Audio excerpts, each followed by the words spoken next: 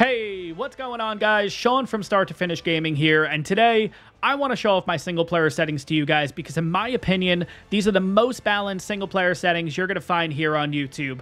If you guys find yourself enjoying this one, take a second, make sure to smash that like button, and if you guys are excited for the brand new Aberration series coming to the channel, make sure to hit that subscribe button. Again, it really helps out the YouTube algorithm, and it really helps me out, guys. So without further ado, let's get into it. Alright guys, so I don't know about you, but I do tend to favor a vanilla experience. Before getting started with the settings, I always drop down to choose difficulty, and I put the difficulty on hard. Now, I don't have any proof of this, I haven't done any testing, but I have noticed if your difficulty is turned on hard, I tend to get my creatures spawning in increments of 5. If I don't have it set to hard, for some reason, my creatures don't spawn in increments of 5. I don't know if the two correlate, that just seems how it's always worked out for me. So, if you are looking for max level 150s, make sure your choose difficulty is set to hard. Starting with the player tab though, I have not changed a thing here. All of this is set to vanilla 1.0. Moving on to the creature tab, the only thing I've changed here is harvesting damage. This is the scaling factor for the damage creatures deal when harvesting resources. Traditionally, this is set to 3.2 on default. I have personally set mine to 3.0. Moving on to the structure tab, the only thing I've changed here is damage repair cooldown. This is the amount of time before structures can be repaired after the last time that they were damaged. Traditionally, on default, this is set to 180 seconds or 3 minutes. Because I'm on single player, I've reduced it to 30 seconds. I've also went ahead and disabled structure placement collision, which allows me to place structures that clip into the terrain. Moving on to the World tab, the first one we're going to talk about is XP Multiplier, which is a big one at the start of your series. And you got to make a big decision here because you're either going to be running this as a cluster series, which is your character will be transferring to multiple maps, or your character will remain on one map start to finish. My suggestion, make that decision right now, because if you are looking to do a cluster series, my suggestion is you stagger the XP. It makes the experience so much more fun, in my opinion, because early game at 1.0, you fly through the levels, and nothing is worse than being on the island in a cluster series. Halfway through the island, you're already at max levels. So, my opinion, if you want to do a staggered XP, you are going to start out at 0.25 XP until level 25. Once you hit level 25, you are going to change this to 0.5 XP. Once you hit level 50, you are going to change this to 0.75 XP. And then finally, once you hit level 75, you're going to change this to 1.0 XP. It really extends the leveling, and it is a little bit more of a grind, but it is so rewarding when you get to that higher tier, guys. I highly suggest it if you've never done that before in a cluster series. It's a lot of fun, in my opinion.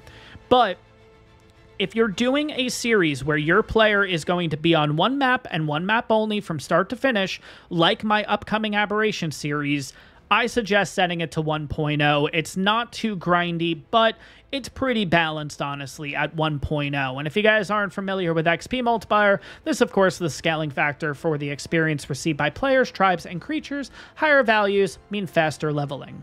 Moving on to Taming Speed Multiplier. This again is going to be another fork in the road similar to XP Multiplier. It all depends on kibble. If you're a fan of kibble and you plan on using kibble in the series, my suggestion, 3.0. It's pretty balanced at that point. It doesn't take forever and a day to get yourself a dino, but at the same time, it's not instantaneous using one kibble. If you are not a fan of kibble, and the reason why I say that is in the past, I was not a fan of kibble, and I avoided kibble like the plague. So, if you are one of those people, you know 100% you are not going to be using kibble in your series, set this to 5.0. It's pretty balanced. Most creatures, maybe the Thyla is the only exception, without kibble, you will get a 100% tame, but it's not instantaneous. Harvest Yield Multiplier. Now, this is a bit of an interesting one, because prior to the release of Aberration, I would actually always set this to 1.0 official, because anytime I was over on the center or island or scorched, anytime I used a metal hatchet on a tree, I would get about 40 to 50 wood per tree, which is exactly where I was looking. I felt like that was pretty balanced, not overkill. And then, of course, once you get a creature that can get wood, then obviously the number goes up from there. But it felt rewarding. Now, with the release of Aberration, and I don't know if it's map specific because I haven't tested this since the release of Aberration on any of the other maps, I've noticed with that same metal hatchet, I'm only getting 10 to 20 yield on Aberration. So I went ahead and changed this to 2.0 to kind of balance it out. I would suggest not going too crazy with the stat because this affects all harvesting activities, as the description says, including picking berries. You don't want to get to a point where your yield from harvesting stuff yourself is so crazy where it doesn't make dinos worth taming. So my suggestion would be don't go anything over 2.5. At that point, it gets a little crazy, honestly. Moving on to allow speed leveling and flyer speed leveling. Both of these are turned off as default. We're going to keep that set that way. No questions asked there. Maximum difficulty, this is set to on. This forces the max level creature to 150 regardless of the map. This is one of the things that you do need set in order to get your creatures to spawn in at 150. Another one is difficulty level at 1.0. This will also increase the quality of your loot drops. For the beginning of a series, I always keep PvE mode completely turned off. Once I have access to cryopods, I'll turn this on and off and I'll kind of switch back and forth, but you decide what you want to do with that one, honestly. Hardcore mode, I will always have this off 100%. This game, I don't know if you know, guys, ARK, a lot of crashes, a lot of issues, and you don't want to end up losing your character because of something that you didn't do. If you guys don't know, hardcore mode, anytime your player dies, it reverts back to level 1. You lose everything. So again, until the game is crash and bug free, I will never turn hardcore mode on. Finally, I always want unlimited respecs turned on. The reason for this is anytime I do go ahead and use a Mind Wipe Tonic, I can use another one whenever I want. Now, if this was in fact turned off and I did use a Mind Wipe Tonic, I would have to level in order to use another one. And you can get into some pretty sticky situations, especially if you're trying to get the best crafting bonus on a saddle or anything like that.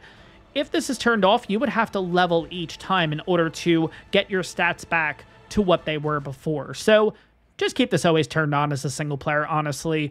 Moving on to rules, nothing too crazy here. I do have allow third-person camera turned on. I also have enable crosshair turned on, and I also have disable friendly fire turned on. Everything else turned off. Now, moving on to the advanced tab, we're going to start with PvE here specifically. Pretty much most of the stuff is turned off except for disable gamma. I love disabling gamma. I do not like using gamma. I feel like it just makes the game look completely washed out and it just doesn't look nice. So I am 100% disabling gamma. Cave building, I will turn on. I personally do like building in caves. I just want to have no limitations when it comes to that kind of thing. So cave building, especially for single player, I'll personally turn on. Disable structure decay is turned off. Disable dino decay turned off. Again, for single player. Flyer carry turned on. Extra structure prevention volumes, I'll have this off because, again, I'm on single player. I will allow myself to build anywhere, but this disables building in specific resource-rich areas. Example, on the island around the major mountains where, like, a ton of metal is, for example. No diseases, you always want to have this off. You do want diseases in the game. It's definitely a nice little hiccup that you can run into, but you don't want them to be permanent. So you do want to make sure that no diseases is turned off because you do want to have diseases. You just don't want to have them permanently. If you do keep this turned off, what'll end up happening is your player will respawn with the disease, and it just goes again and again and again until you get yourself lesser antidote or whatever it is you have. Until you cure it, your body is going, or your character is going to continuously have that issue, which becomes very annoying very quickly. Allow cave flyers, this is turned off. Yeah, enough said with that one. I don't think I have to go into too much detail with that. Override structure platform prevention. This enables turrets and spikes to be built and operate on platform saddles. Again, I don't like to give myself limitations, so I'm going to allow myself to do anything and everything I want in single player. The only other thing I think I've changed here is zone structure damage. This is if I build inside of a cave. Traditionally, this is set on default to 6.0, which means any damage given to your base will take 6 times the damage to prevent people on servers to, like, block caves and stuff like that. I'm on single player. Who the heck cares? I'm setting this to 1.0 where it allows me to build anywhere and take vanilla damage. Structure prevention resource radius. I dropped this down to half as opposed to 1.0. This is the scaling factor for how close structures can spawn near bases. Personally, I do tend to favor a PvE experience. I don't want to just completely get rid of all the foliage and the trees and the rocks all around my base. I do want to be in a really nice spot, so I do keep this set at 0.5 so it allows those things to respawn back in closer to my base. All right, so moving on to the world tab here, day and night speed is set to 1.0, spoil time is set to 2.0, item decomposition time is set to 2.5, so if I throw something on the ground, it's going to despawn in 5 minutes. Now, if my character ends up dying, my body bag will remain in the world for either 30 minutes or an hour if you set this at 2.0. I'm not entirely sure if it's 30 or an hour, and that is because we increased the spoil time to 2.0. I'm pretty sure this is to an hour, but if it's 30 minutes, if it's an hour, I'm completely okay with it. So we're going to keep the setting set at 2.0. No resource radius around both players and structures is set to 0.5 as opposed to official, which is 1.0. Resource respawn interval is set to 0.25 as opposed to official 1.0. This is the scaling factor for the respawn rate for resource nodes like trees and rocks. Lower values cause the nodes to respawn more frequently. So because I'm set at 0.25, my nodes will basically respawn 4 times faster than official, which I think because I'm on single player, that's pretty balanced and that's pretty fair, honestly. But now let's talk about what everybody really is here for, and that is, of course, breeding. So, mating interval. This is a bit of an interesting one because back on ASE, the lowest integer you can go with this was actually 0.001. Do not put this number in on ASA because if I actually press enter, you'll see that changes to 0. Now, if you go ahead and press single player, this will change over to official 1.0. So the lowest you can do on ASA is 0.01. So if you do want the lowest mating interval, 0.01 is what you're looking for. Now, egg hatch speed and baby mature speed. Egg hatch speed, I do have set to 60. And I have baby mature speed set to 85. I will let you guys know right now, 1, this is completely experimental. I have never done these stats before. I don't know exactly what's going to happen.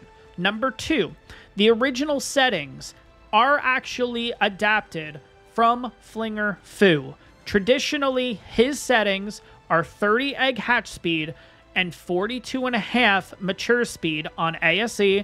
It is now changed to 42 mature speed on ASA, not exactly sure why, but no big deal there. And the baby cuddle interval is 0.03. If you are looking for tried, true, no experimental, that's exactly what you're looking to do. You want 30 egg hatch speed, 42 mature speed, 0.03 cuddle interval. Now, if you want to experiment, and again, I will stress again, this is an experiment. I have no idea if this is going to work or not, but I do want something a little bit quicker. So essentially all I did was I doubled the time on everything. So egg hatch speed has increased from 30 to 60. Baby mature speed has increased from 42.5 up to 85 times 2. And then baby cuddle interval, technically, if you double the time, or half the time technically, would be 0.0175. The problem is you cannot input that 100th integer, so I rounded it up to 0.02. Again, I don't know if this is going to work or not. I hope it does. We'll see what happens, but again, these are highly experimental. I don't know exactly how it's going to work. They should work theoretically, but won't know until further testing is done. Now, moving on to Wild Dino, Tame Dino, Player, and XP multipliers. These are all set to 1.0 official, which now leaves us with miscellaneous. The only settings I've changed here are the passive defenses hurt riderless dinos. This enables spike walls to damage wild and riderless creatures. I have this off. I don't really use spikes, but again, at the same time, I just don't like having wild dinos run into them. I always feel like on single player, it doesn't matter where you are on the map, wild dinos naturally gravitate towards you. Whether they're passive, whether they're aggressive, does not make a difference. Doesn't matter how far you are away from them, eventually they will all be surrounding you. So I don't want to put up spike walls and just have things getting really pissed and start breaking stuff. So I'm going to keep this off. I probably won't even use spike walls, I'm going to be honest. But if I do, I don't want to cause any issues there. I have allowed raid dino feeding. This enables a tamed titanosaur to consume food in its inventory and stay alive. Traditionally, when you're playing on a server, they'll actually have this turned off, so you don't have a permanent titanosaur. I think it's 30 minutes to an hour you get the thing for, and then it dies on its own. Because we're on single player, if I ever do tame a titanosaur, I want to be able to keep it. So I have that turned on, and the raid dino food drain is official 1.0. The only other setting that I've changed is the platform structure limit. This is the scaling factor for the limit of structures that can be placed on a platform. Traditionally, this is set to 1.0. If I'm going to go ahead and make a raft base or something like that, I never really want to be limited with the amount of stuff, so I've increased it 5 times. I've personally never had a problem, and in the past, I've made some crazy, crazy rafts, and yeah, I've never actually had a problem with this with structure limits or anything like that. Finally, I have enabled show floating damage text. Some people like this, some people don't. It does increase lag, I will admit, but I do like to see the damage numbers and see exactly how much my creatures are doing. Now, before you press single player and jump into your playthrough, press save settings, please. You've done all this work to get this all perfect, squared away and everything. You want to make sure save settings is clicked, because if anything goes wrong, you don't have to go ahead and repeat this process. But guys, that is officially all of my settings. Let me know in the comments below how you like the settings. If you have tested them out, are they pretty balanced? Personally, I love these settings. I feel like it gives you a really good playthrough. It doesn't make it too grindy, but it also doesn't make it extremely easy to level up your character. But guys, that is going to wrap up this video. I hope you guys enjoyed this one. If you did, help support the channel by smashing that like button. And on top of that, if you guys are enjoying the content, you're excited to see more here on the channel, take a second and hit that subscribe button. Again, it really helps the channel out. But I will see you all in the next one. Have a good one, everyone.